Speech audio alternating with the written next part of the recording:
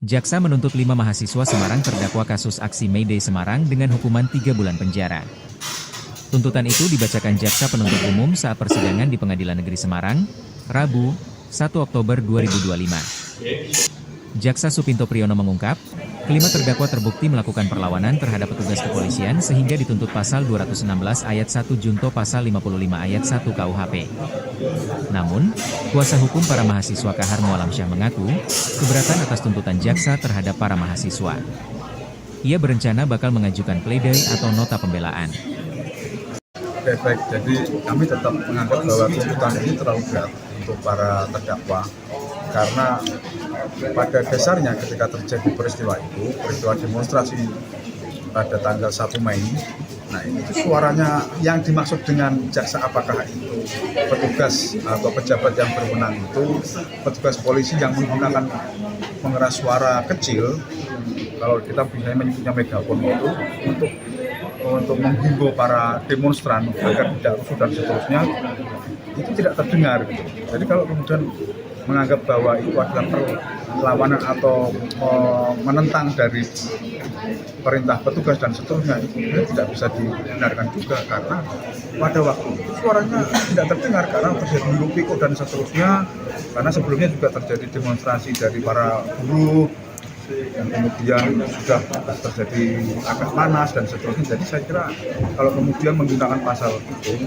tidak bisa terbukti lah, karena ternyata saksi-saksi yang kita ajukan ternyata tidak mendengar ada suara dari pihak kepolisian yang melarang dari para demonstran untuk melakukan ini dan itu dan sebagainya, tidak terdengar. Lalu langkah selanjutnya?